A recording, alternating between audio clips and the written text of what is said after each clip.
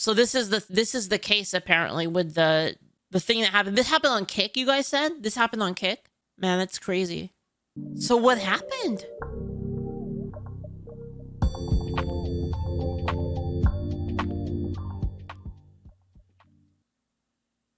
In France, streaming has turned lethal in the case of Jean Pormanove, and we're going to get into that today on The Legal Mindset. We teach you to be your own judge. I'm Andrew Esquire, American attorney, and this is a Fast Facts version, which is a quick and dirty version of all the latest in legal news. If you like the Fast Facts, please make sure to leave a comment below, and if you appreciate this topic and appreciate my coverage, please let me know as well by liking the video.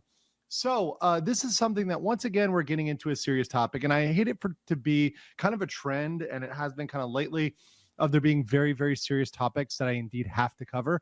But this is one that jumped out to me as something that I should cover, because I had several people reach out to me that are familiar with kind of the streaming ecosystem and tell me, Andrew, this is like the Somali case, but in some ways worse, because it involves kind of the extremes of streaming and doing certain things that really never even happened there. And beyond that, it's something that really is circulating right now in a foreign language, mostly in French and in Francophone circles and media, but not in English. So as with the Somali case, which first started circulating in Korean media. Yo, I heard that Johnny Somali got like multiple years in prison. Is that true? I heard like it's over basically. With Korean streamers, and then jumping over to mass media, jumping over to everybody. This is something I'm going to communicate to you guys. It's really important, and I think this is one of the instances where we can see cultures kind of sharing our information in order to create a better ecosystem and a better content ecosystem, and certainly to protect against both criminal activity and liability. So once again today, in this case, which we're talking about, which happens in France, I've got a couple warnings and disclaimers. Well, first of all, this is something that does involve a death. So once again, as always, when this happens, please be respectful in the chat. If you're in the live chat or in the comments as well, we just try to be respectful of everybody involved. Chat. We do not know all of the facts yet. I'm giving you an initial report, which if I find anything that's incorrect, if I make a misstatement, if I had information that was mistranslated, I will issue a correction. I will have an update, but I'm just getting that out there as soon as possible. And this also deals with content that indeed talks about humiliation, talks about, there's some, obviously some physical stuff going on in here. So if you're particularly sensitive to any of that, I don't know. Is it right now, as we'll be discussing that? I don't actually know what's like in here, and in a professional manner, focusing on the greater policy and the law. So first of all, another disclaimer: I'm not a French lawyer. This is not French legal advice. I'm simply observing and looking at broad. In France, they let a dude go that like fucking 8 people. Did you guys know that? In France, there was a Japanese dude who like went to France and he fucking ate a woman, and then they put him in jail. But then they were like, "Oh, he's crazy." Like, so they just put him in crazy jail instead. Considerations. Yeah, and then what happened was, this is a true story. There was a dude that went to Japan. He was a foreign student from Japan to like France. He ate a woman. He literally ate her. Like he killed her and ate her. And then they caught him and they were like, "Yo, you're fucking crazy, bro." And you're crazy, bro. And so like they put him in crazy jail. But what happened was, they later, like the French people were like, "Yo, we don't want to pay for this guy to be in like French jail. He should go to Japanese jail." And so like they sent him back to Japan. And so what happened was he got put in the mental system in Japan, and then what happened was they were like, "Wait a minute, you're not crazy. You're just an asshole." And so they let him out. Because he was technically not supposed to be in jail. He was supposed to be in crazy jail. But then, like, yeah, crazy jail, like the asylum or whatever the fuck, like, I don't know, whatever you want to call it. But basically, they determined that he actually wasn't crazy; he was just an asshole, and so they let him out. And then he went around, fucking doing interviews about how he ate a woman, and like he got like a lot of like money off of it, and then he even did a porno. Yeah, it's fucking crazy. Like that story is crazy. He actually just lived out the rest of his life. He profited off of it. Yeah. Considerations for the platforms themselves, such as Kick and TikTok, which were generally hosting his content. And I'm also not implying guilt on any party. You want to know the fucked up thing about it too? Is when they did the porno with him in it, they did it, and then they didn't tell the woman, in the AV, they didn't tell her what he did. But you know what they did? They told her after, and they recorded it. They put it in the video. Like, they specifically put that in the AV, basically.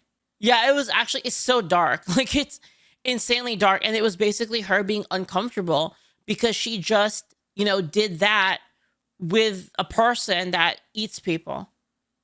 Yeah, and she was like really distressed about it. Yeah. And then they filmed her being distressed about it, and then they sold it. They sold the tape. Yeah. Yeah, it's literally what they did. They say, yo, you just banged a cannibal. And she was like really uncomfortable. And they filmed it, and then they released it with the video. Platform involved. This is, of course, innocent until proven guilty. We don't have an assignment of liability yet. We just have what appears to levy. That's a true story. You can actually watch there's interviews with the guy online. Some risks for certain people involved. Certainly the people involved are at risk of investigation, certainly at risk if things turn out a certain way of liability or criminality. We don't know yet. And so what that means is more investigation is necessary, both by law enforcement and the platforms themselves. And respect should at all times be given to the deceased and their family. And that's something that I think is important above all. So let's get to the streamer. The streamer here is Raphaël Graven, aka Jean Pormanove. He was a streamer who had a very large audience on Kick and TikTok. I noticed before his Kick was taken down, which it was because he indeed passed away on stream. So obviously, they're not going to keep that information up on the platform. But he was quite popular, almost 200,000. I think it was 193,000 followers on Kick. So very large following there on that platform as well as on TikTok. Now, he died at age 46. He died on stream on the 17th and 18th. An investigation has been opened by law enforcement, but they're still, according to latest reports, waiting on an autopsy, which will tell us a lot about how he died. It has been reported that by some sources, that he had a heart condition and was taking heart medication. So certainly if he died of cardiac arrest or something related to that, that would lead people to think, is there a causal chain? Did something cause him to have abnormal stress on his heart? Did he have abnormal pressure?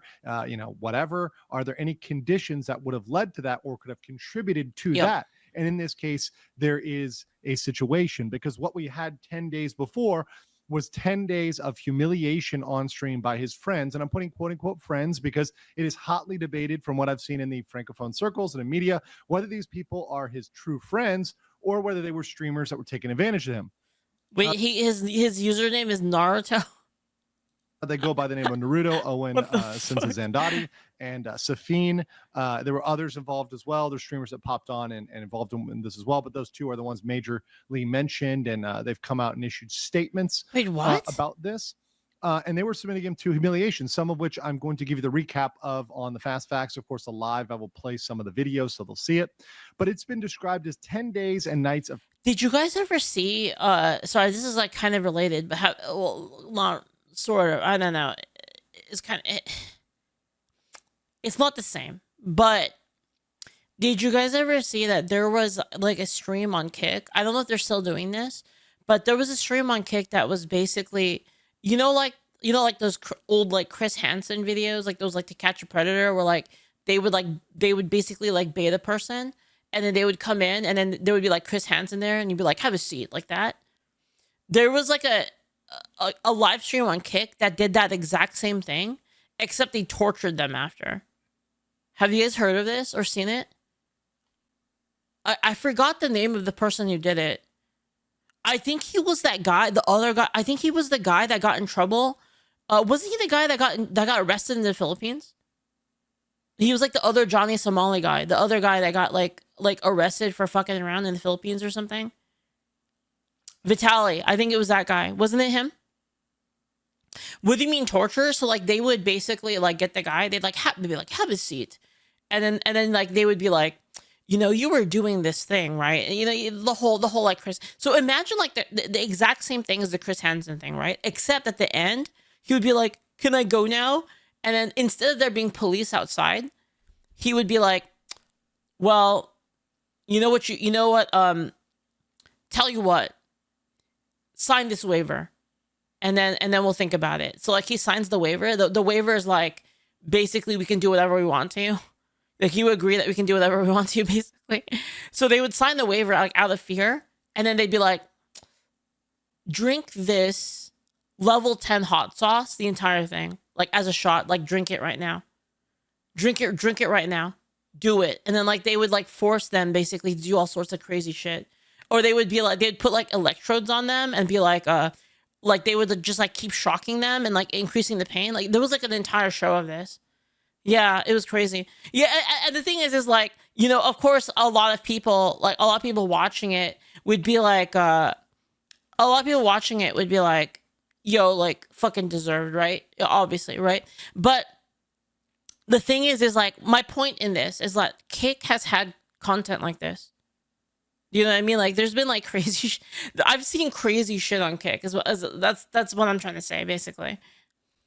Torture, extreme physical violence, and sleep deprivation and ingestion of toxic substances.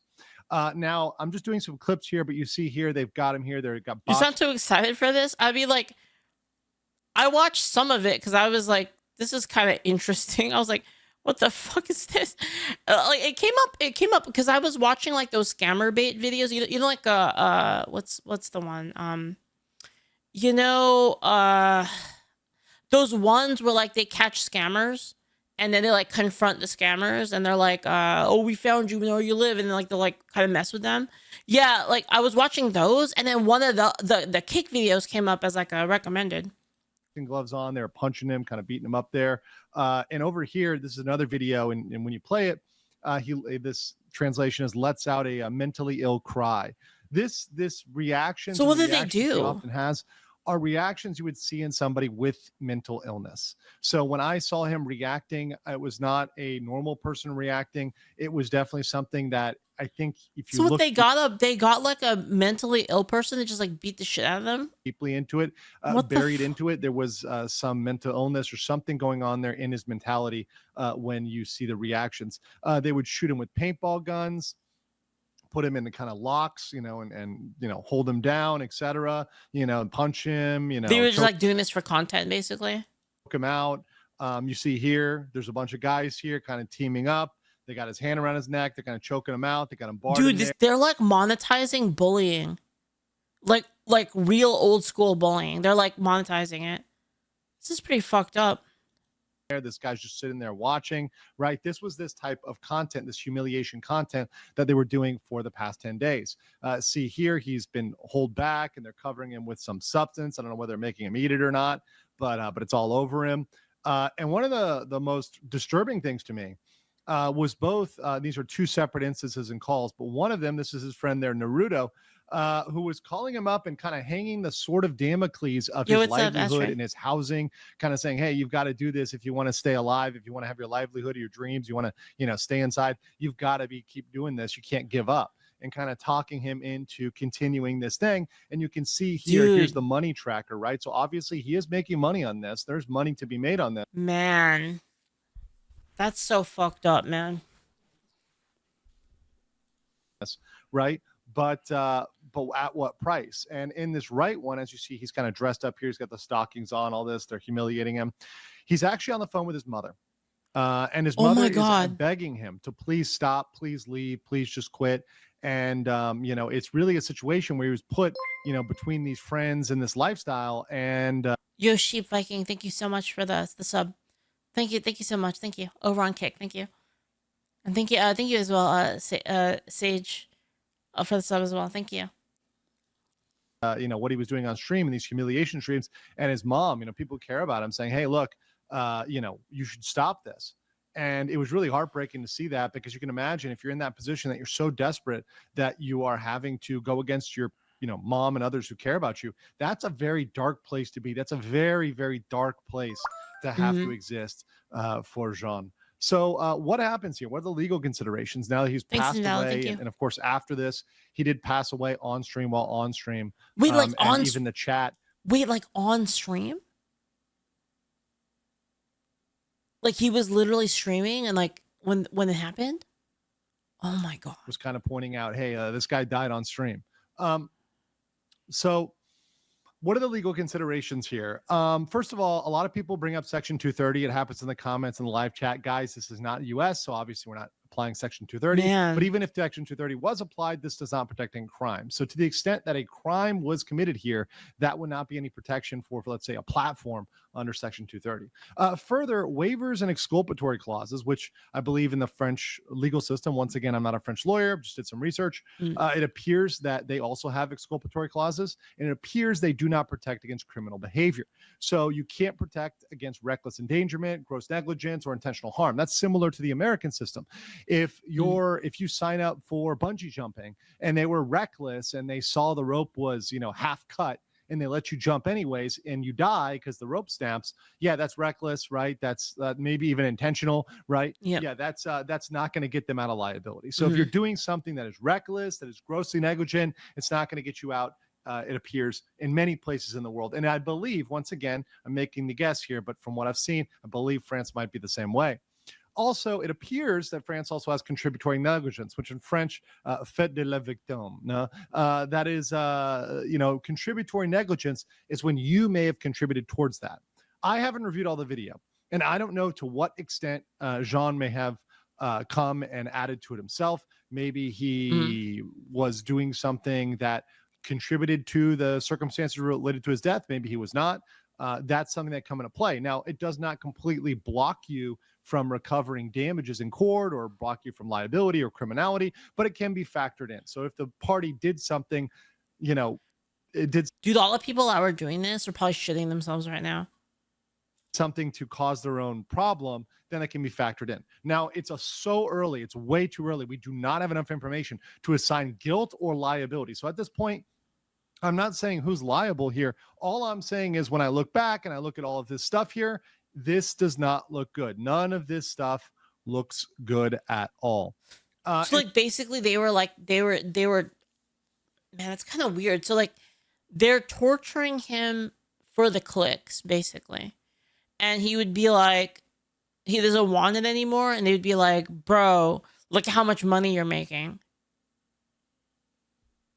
Yeah. Beyond that, I want to bring up the topic of censorship versus free speech, because this is something that's been coming up a lot lately. And I want to make my position even more clear and kind of articulate this, because while some people may say this type of content needs to be censored or removed completely, I think there is a balance with moderation to protect free speech. And there's a difference, right? So censorship is usually broadly banning content or creators that go against established norms. It's saying, hey, we're going to censor anything that involves the ultimate high-risk scenario. That would be embarrassing, right? Well, if you censor anything that's embarrassing, that's a lot of content, right? That could be almost everything, right, in terms of content. However, it's censorship isn't just that. Censorship is saying, hey, there's only certain news outlets, and these. I have a hot take, and I'm thinking about if I should say it or not. So, like, what's the difference between this and, like, OnlyFans stuff? Specifically the ones where they stream, like, actual that stuff.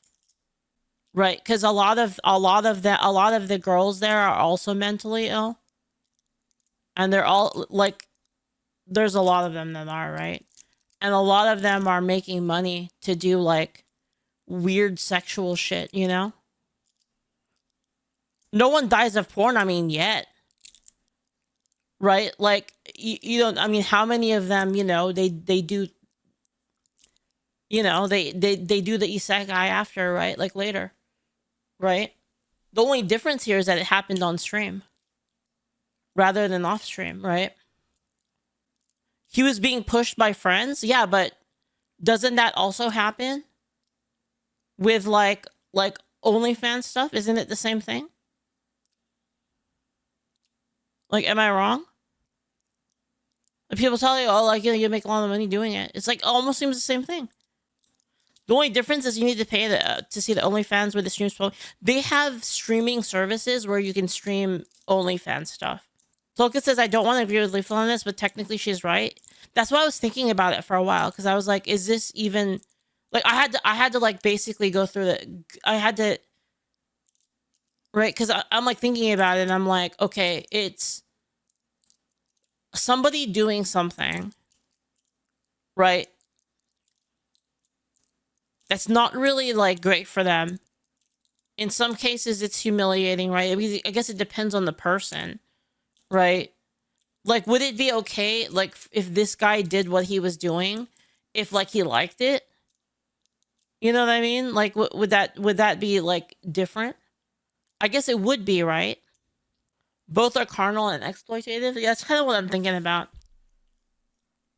Are we saying it's okay if they consent? I don't think so. No.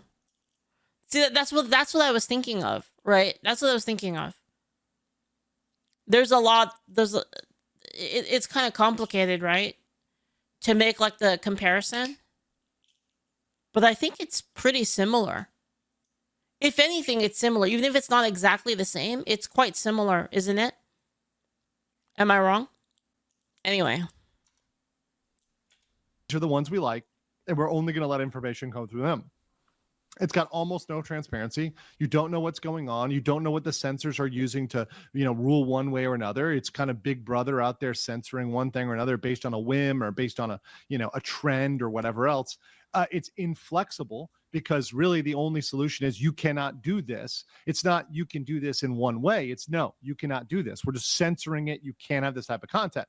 And I think censorship is indeed a massive threat to free speech. And I think there's many historical instances where we can see that this is a clear threat and it's a problem. It's caused a problem. In the societies where they have had mass censorship, it has indeed long-term caused problems. And I'm actually going to go check something on Grok.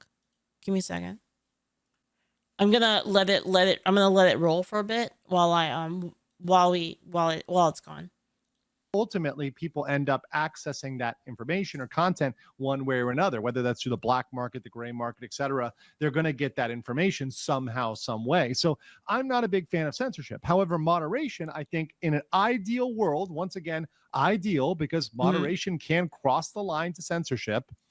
I think addressing specific content or creators that cross very specific boundaries within a specific community. Once again, how specific is that? It's laser focused. It's saying, okay, we have this very specific problem.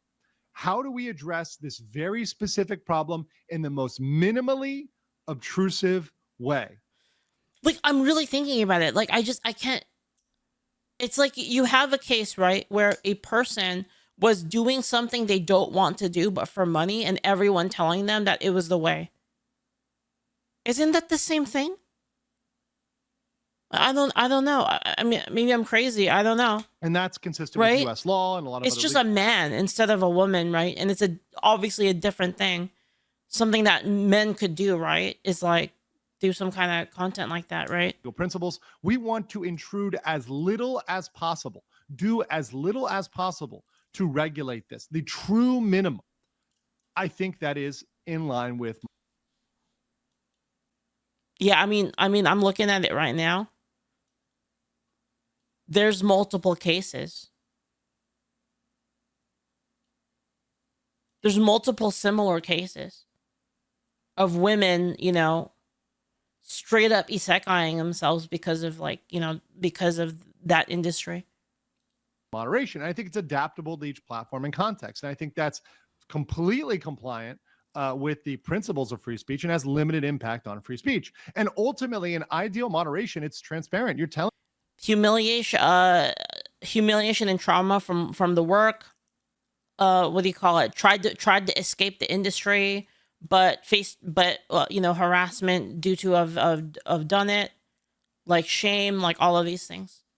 People, hey, this is why you're banned. This is what the lines are. This is what the boundaries are.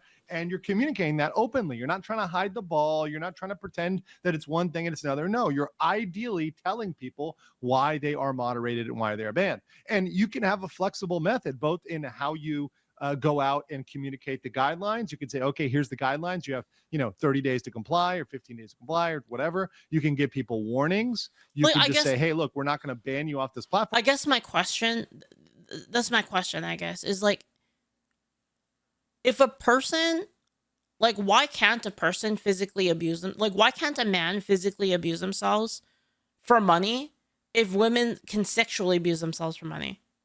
You see my point? It's like, it seems like it doesn't seem that far. Like, am I wrong? Like, I'm not trying to say that this was a good thing, like a good result that happened. I'm just saying, like, it seems like the same thing to me, at least. We're going to give you a warning. We're going to tell you what you did wrong. You know, hey, we're going to give you a good It's like explanation. we look at this now and we're like, yo, this is so fucked up, right? But it's like, is it different? Like, I don't know. It doesn't seem different to me. Of what you did wrong, not just, hey, you broke the guidelines generally. I'm looking at you, YouTube. YouTube sometimes does that. Once again, YouTube's not perfect. You know, saying, hey, here's the specific reason you did this wrong. Please fix this in a future video. And you can say, oh, okay, I did this. Okay, I got it. Let me fix that. And by scaling back and giving that kind of flexible explanation and as minimal as possible of corrective measure, I think this can make things good. And where I want to see things go with this is to improve moderation while avoiding censorship. I think censorship is bad, but moderation can be good to set boundaries, particularly when those boundaries are illegal or when those boundaries are crossing towards illegal behavior or crossing towards behavior that is exploiting people, which can often be illegal. I think that is future policy, and certain types of content need very specific moderation to set boundaries. They do need those boundaries because otherwise what happens is groups tend to naturally polarize. It's called group polarization. They tend to become more and more and more extreme from their initial views. For example, viewers become bored and they want you to do more and more and more. And we're talking about something like humiliation content. People are going to say, hey, let's do this thing. Let's waterboard the guy. Okay, let's do this. Let's, hit the guy. Let's punch the guy. Let's drown the guy, whatever. They're going to go further and further until it is extremely risky and unfortunately until bad things happen. And I'm not saying that happened necessarily in the case of Jean, but it's something that may be indicating a broader trend, which Jean can be swept up in. Even if this thing turns out to not have criminality or even liability, it certainly is pointing in a direction of, okay, what is going to be acceptable, what is going to be not acceptable. And we need to look at this as a road we're traveling down, and we can make slight corrections to the path, right? We can correct this properly and we can end up in the right place. So what I can say here is we want this to be more like, and I just watched the Mr. Beast episode where he puts two people in jail, right? Free to leave anytime. There's a prize. Yes, they got challenges. They're mostly positive challenges, not hurtful, right? This is clearly okay. We're clearly okay with this type of content. This is not something that's going to offend people's mores or values, etc. Okay, they're voluntary. They can walk out anytime. They're not physically beaten. They're not, starved to the point where they're going to die. Well, I mean, technically, am I like, was that the case? Like, were they actually holding him against his will? Or were they just like you got to do it for the money? Because I don't know. Am I missing something about what happened? Did they literally basically say, tell this guy like you can't leave? Yeah, I didn't watch it. This is okay. We're clearly okay with this, but we're not okay with Squid Games, and we don't want Squid Games. And what we may see if we keep pushing this is content looking more. They changed him to the desk, yeah, but did he agree to it? That's what I mean. He was holding him against his will. Why did I don't know, man. It seems more and more like Squid Games, and no matter what the platform is, whether it was Kick or YouTube, Twitch. Yeah, but if he told them that he was okay with being chained up, I don't know, right?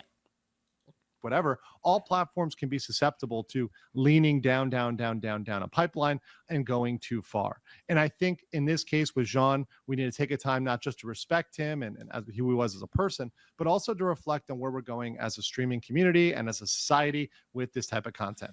Well, he died. The obvious assumption at some point is that it would have been against his will, since he likely didn't want to die. But the thing is it's not like they directly killed him. It's not like they directly took action that they knew would kill him, right? So from what I'm hearing, it was some kind of heart issue that manifested due to the stress, right? So it's it's kind of different. You guys think in the comments below. Let me know what you think. Have you heard of this case before? What are your thoughts? I will catch you on the next one.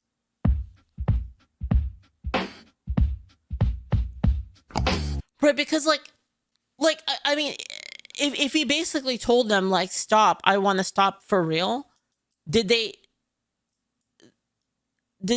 basically not let him? I don't know what happened, right? I didn't watch it, so I don't know what happened. To not think all this shit would result in something serious.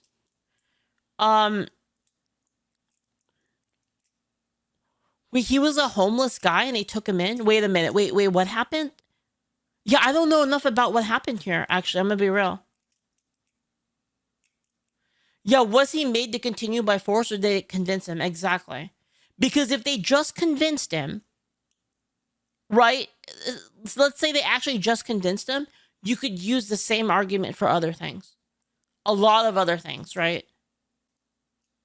Penguin Zero has a video on it. All right, let's see it.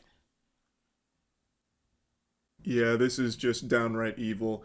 A French streamer named Jean Pormanove, real name Raphaël Graven, has passed away in his sleep on stream after this marathon stream that he was a part of, where his friends, and I wouldn't call them friends, they are like actual demons, basically just abused him, beat him, fundamentally tortured him, made him consume dangerous things, and then he went to sleep and died in his sleep. He was 46 years old, and the exact cause of death is currently being investigated.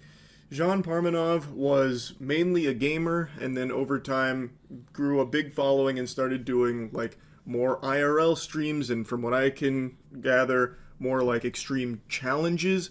But what happened during this marathon stream where he ultimately passed away was something that he was not a full willing participant of, as evidenced by what he would say during streams, as well as a text message he sent to his mother just days before his death. He allegedly sent this to his mom shortly before he passed. "Hey mom, how are you? I'm sick of this game. It's gone way too far. I feel like I'm being held hostage by their awful concept. I'm exhausted. I want to leave, but the other guy won't." Ooh, okay, that's pretty damning. That's actually completely different. If that's true, that's completely different. "Let me. He's holding me hostage." The other streamers involved here are trying to claim they had nothing to do with it, and then even posted some very heartfelt messages about his passing and how much he meant to them. But if you watch any of the footage, and I don't know what I can and can't show you here because it is actually torturing this guy, and then he eventually dies. Like, if you just watch that, it's very clear this isn't a man they respected. This is someone they treated like a human punching bag.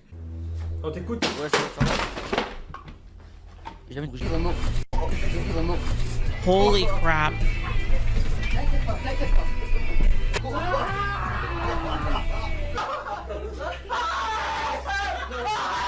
Holy fuck. Allez, arrête, tu vas mourir. Arrête, ça fait... Arrête. Oui, oui. Ah, il me prend, putain. Arrête, tu vas mourir. Arrête, tu vas mourir. Bro. I've seen a few news sources showing these clips, so I'm assuming that these are okay to show. Not that any of it is okay, it only gets worse from here. But as far as what they did to this man and the abuse that he endured, this is like the lowest level of it. Not that there's a such thing as diet torture. There's no such thing as like a tasteful amount of torture. But as far as like clips I can show you of just how awful it was. Dude, doesn't it make so much sense why we had a Coliseum back in the day? Man. Holy shit. This is, I think, the limit of what I'm allowed to show. Yeah. It is shocking that it went on for so long. Like, this was not just like a one-time thing. This was a recurrent gag on their streams where they bring Jean in and then they all just turn into like the toddlers from Weapons and start like ripping at him, beating him, insulting him. Like, they really treat him like their prisoner, like a dog's chew toy or something. It is foul. And they have the audacity to claim that they did nothing and that they are blameless in this death. Like, oh, it was just such an unexpected tragedy that he passed away. No one could have seen it coming. I think any sensible person will look at all of the evidence that they themselves filmed on stream and be able to say with high level of confidence that they definitely had a hand in his untimely death. Two of the streamers directly involved in this have made statements where they're trying to put on this facade of grief, but I don't buy it at all. The first comes from Naruto, which is a wild name for a piece of shit like this to have. It's been a while since I've seen the That's show, pretty but I crazy. don't recall Naruto ever being a huge advocate for torturing innocent people. Anyway, his statement says, I've always dreaded writing these words. Sadly, last night, JP, Raphaël Graven, left... Wait a minute. Wait, hold on, guys. Hold on. I don't know if this is a translation issue, but if you say something like, I always dreaded writing these words, so wait, you were thinking about that you would have to say that? Yeah, what? You had expected that you would have to write a statement like this at some point? What? What the fuck? Thus, my brother, my sidekick, my partner, 6 years, side by side, never letting go. That's I love crazy. you, my brother. We will miss you terribly. What the hell? Please respect his memory and don't share the video of his final moments. For his family and for us, his second family, rest in peace. A bunch of words there, and I don't believe any of them. All of these words are once again more meaningless than mahujanize, and that's a word that I completely made up. This is hollow when you look at how they treated this guy for so long. It wasn't just the physical abuse that Jean Pormanove, Raphaël Graven, endured. It was the mental abuse. They would all, like, from what I can tell, they were even doing their best to, like, keep him from sleeping. They were, like, strangling him as well, which, of course, is physical, too. But, like, there was significantly more than just the physical stuff they were doing to him to mistreat him. Yeah, okay, guys, I'm gonna be real. I didn't think it was this bad. Like, this is way worse than I thought. Actually, holy fuck. And abuse him and dehumanize him. It was terrible. It was truly terrible. Like, obviously, I'm not going to show any more from the stream, but do you want to know how they went to check if he was still alive? Well, when they thought something might be a bit awry, they threw a bottle at him. They just threw a bottle at his body. And then they went over and started slapping him to try and see if he'd wake up. The legal mindset video didn't really push the point very hard. You know, it seemed a little light. You know what I mean? Like it was bullying, but like, dude, this is crazy. Yeah. But he was still unresponsive. So that's when it dawned on them that he had died in his sleep on stream, right next to all of them. There is nothing that I have seen here that leads me to believe they genuinely cared about this guy. I think it's very clear Raphaël Graven very much cared about them and wanted to be their friend. And to me, it seems like they exploited that. They manipulated him into being the butt of the joke for these humiliation streams. That's what these were. Mm-hmm. They were humiliation streams that they roped Raphaël Graven into agreeing to. And it seems like they were just dangling this carrot of friendship in front of him. And like all of the attention that it was gathering, it seems like they were holding over his head like, oh man, we need you here, JP. We need to, you know, mistreat you on stream, but just know we love you. This is all part of, you know, the joke here for the audience. You know, we're all in on it. We're not laughing at you. We're laughing with you. That's what it seems like to me from everything I have seen here. And this has gone on for a really long time. It really seems like at no point did they actually respect JP or treat him like a friend. He was simply the catalyst for their humiliation streams.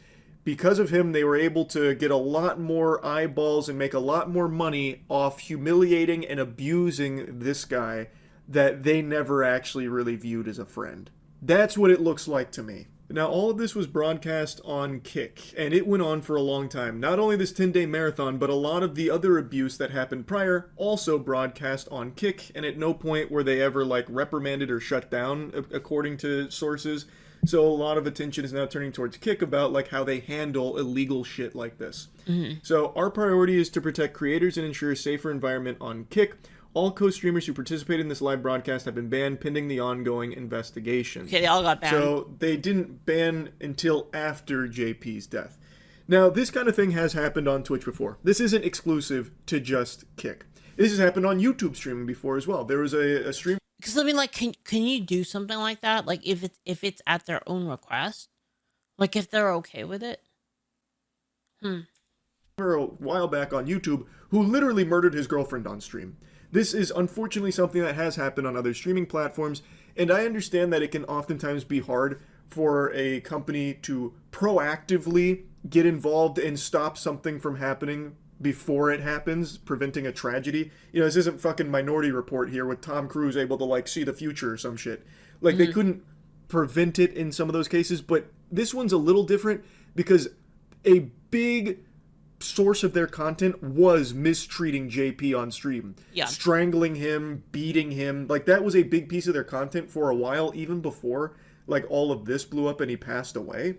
Like, I feel like at some point Kick could have absolutely been alerted to that and taken action. And Kick does have a history of letting criminal activity fly unpunished for a while. There is a streamer that I have talked about numerous times who has literally fucked a prostitute on stream, on Kick, in front of a child on stream, and still was never banned for that. And that wasn't even the first time that he fucked a prostitute on Fuck. What? stream. But that was the first time he did that while a child was literally in the room while he had sex with that prostitute. Still, never banned. Kick has been very loosey-goosey with their enforcement of their own policies, where they will let criminal activity fly for way too long. So that is something I think they really need to get under control. Kick has been growing a lot recently, and I think if it wants to continue to grow, it needs to take shit like this far more seriously. Like, before something like this happens. I feel like day one of JP being abused during this 10-day marathon, Kick could have come in and just put the kibosh on it.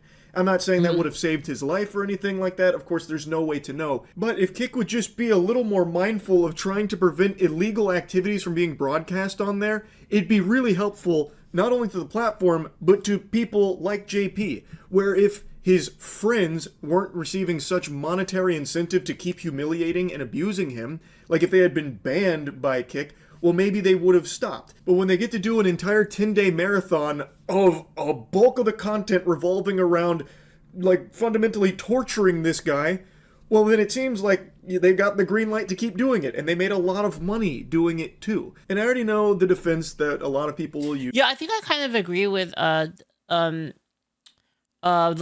kind of agree with the lawyer guy that it's kind of like if you have like those challenge things where people are okay with it, it's probably more okay, right? So I guess that's where the line goes, is like how much was he actually involved and willing for these things, right?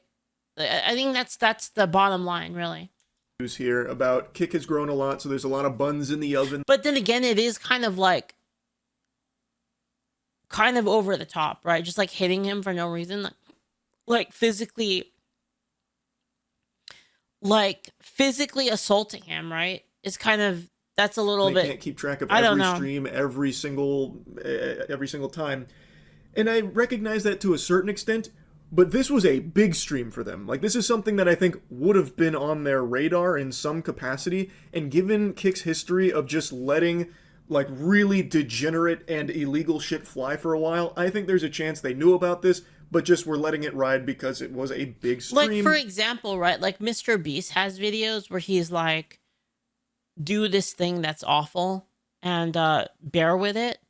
And, like for instance, like, oh, you're gonna, like, stay in this, like, this box or some shit like that, right? Like, you stay in this box for like, you know, a month or something like that, and you'll get like $1 million, right? There's like stuff like that, right?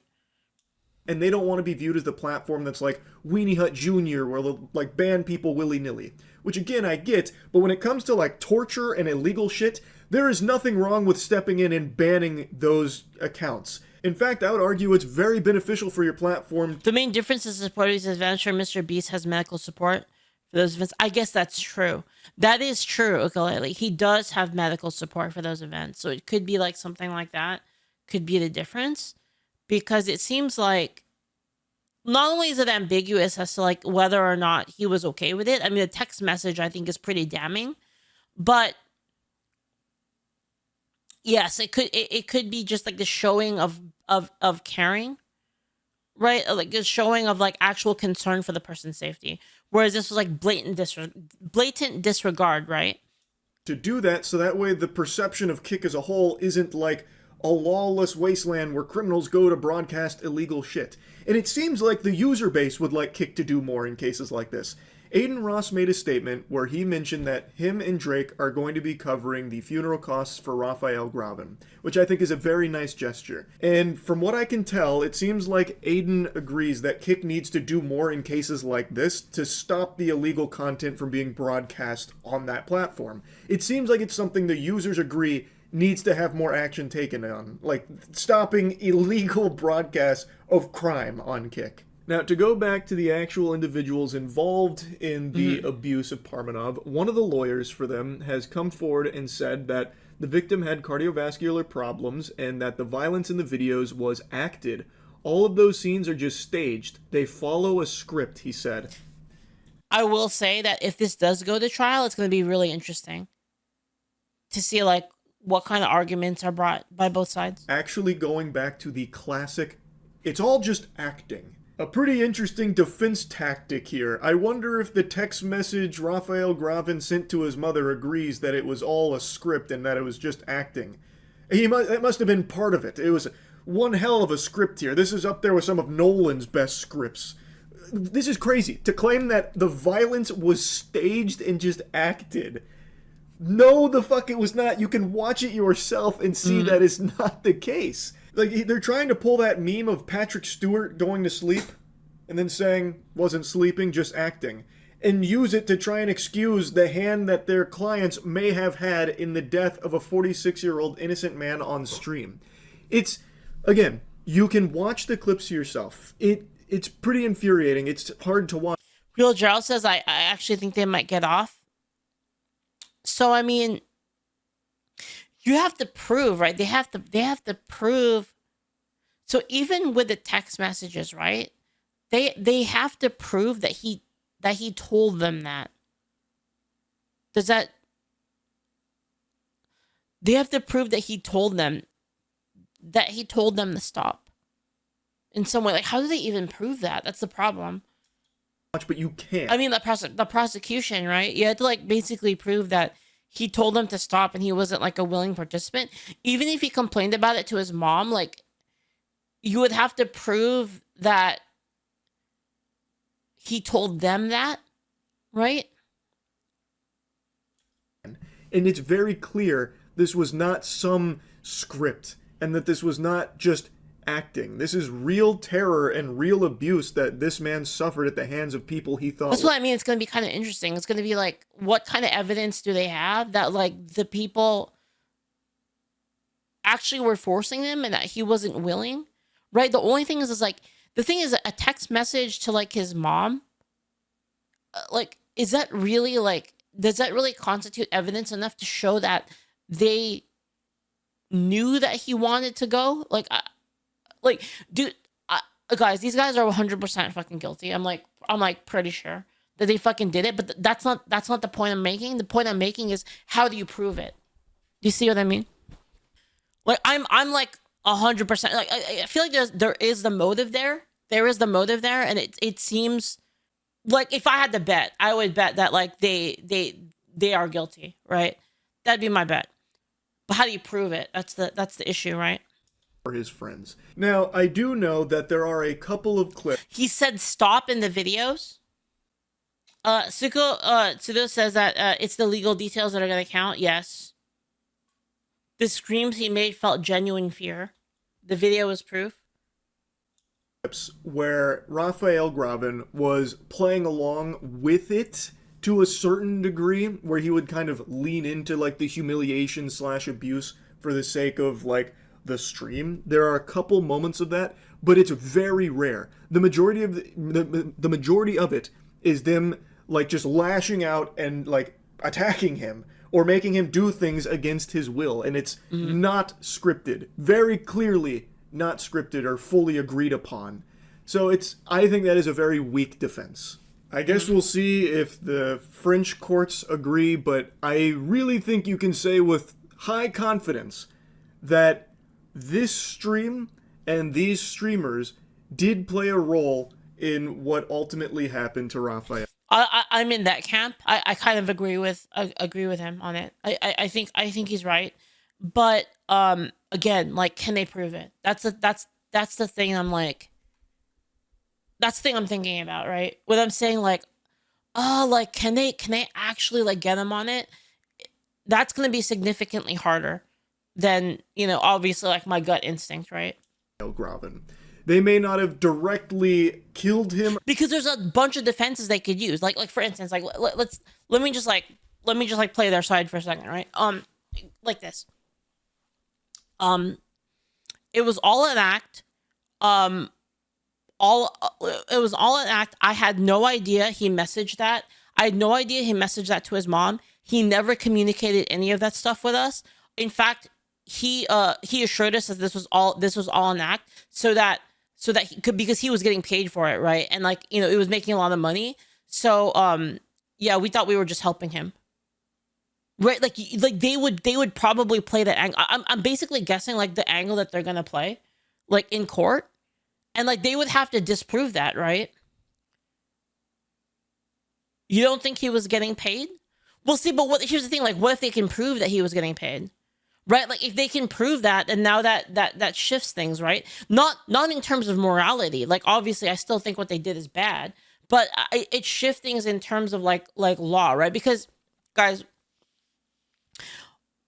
what is like moral, what is moral, and like what is like an awful evil thing is not this, like it's when it comes to like law, you have to like actually prove that they did it. Does that make sense? It's like you can't like just because it looks bad doesn't mean that it's enough evidence to prove it. That's the point that I'm making, right? Again, I think with a high chance that they're actually guilty. I actually think so. But how are they going to get around the defenses that they're going to make? Because a lot of the, right, because they're going to say, like, for instance, like, oh, well, why didn't he just say stop? Like, actually, like, why didn't he say, like, stop, like, help, someone from chat, call the police? Does that make sense? Like, that's probably what they're going to say. Yeah, like, why didn't he just leave? Why didn't he go to his mom? Why didn't he tell his mom to call the police? If he had the capability to text message his mom, why didn't he tell her to call the police? That's what I mean. Is like they're going to pull all of this stuff and it's going to be difficult. I don't think it's going to be as clear cut and as easy for them to prove that they were actually guilty than people think it is. Why are we talking in hypotheticals? Because that's how you discuss things. That's how you predict what's going to happen, right? You have to like kind of guess like what, anytime you make a hypothesis of what's going to happen, you deal with hypotheticals. I mean, look at the Diddy trials. Yeah. I mean, just because, just because it's obvious a person does something doesn't mean that the law is going to see it that way. That's my point. I mean, look at fucking OJ Simpson, right, guys? or anything like that, but I do like, dude, like flees from the police. He's like obviously the one who did it, and he was found to be innocent, right? It's like, you gotta be like really, really think everything they put him through for such an extended period of time had a real role to play in what happened. It's sickening. This stream, what if he was so broken he didn't think about it? Yeah, but see, the problem is like they would have to prove that, right? You would have to prove that all of that was the case, right? Like if you go hypotheticals, so the thing is the problem with the law is, I don't know if it's how it works in France, but like in America, you're innocent until proven guilty, correct? So you have all of the benefit of the doubt when it comes to the law. So you could make all sorts of hypotheticals on the side of the prosecution, but you have to prove all of them as the prosecution. All the defense has to do is prove that there is a possible way for you to be wrong. Does that make sense? That there is a possible misunderstanding. There is a reasonable doubt. That's why they said beyond a reasonable doubt, right? So like all they have to do is create a reasonable doubt. Basically, the defense, when it comes to the law, the defense is at an advantage, which I think is correct. I think that's how it should be. The defense should have the advantage, right? But that's what I mean is the burden of proof from the prosecution is significantly higher than that of the defense. Was hard to... The prosecution is definitely going to show that he was incapable of consenting. It's over for them if he wasn't. That would be like an angle, yeah, that they would attempt, right? But all I'm saying is that like a lot of like the arguments that they're going to bring up, like, oh, well, like, you know, obviously they abused them, and then the defense is going to say, well, why didn't he just walk out then? And then they're going to say like, oh, well, look, he text messaged his mom. Well, why didn't he ask his mom to like, why didn't he give the address to his mom and tell his mom to call the police? Why didn't he walk away? Why didn't he scream to chat to like help him? There is no doubt that they will bring these things up. That's my point. It's like I'm guys, like, I'm not taking their side. Like, don't misunderstand me. I'm not, like, I get misunderstood a lot. Don't misunderstand me. I'm not taking their side. But what I'm saying is that they have to prove all of these things, because these are the points that they're gonna bring up for sure against it. Watch the clips from. I'm not even really playing devil's advocate. I'm explaining the hurdles that the prosecution is going to have to defeat. Does that make sense?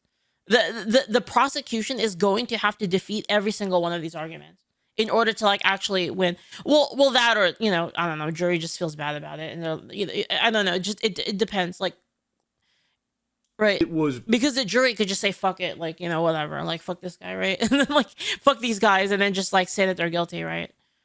brutal.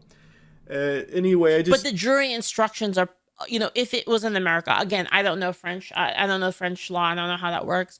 If it were in America, the jury would be given instructions that it would have to be like, you know, beyond a reasonable doubt, right? I had to talk about it a little bit. It's just so fucking But crazy. the jury can say whatever they want. That's really about it. So yeah.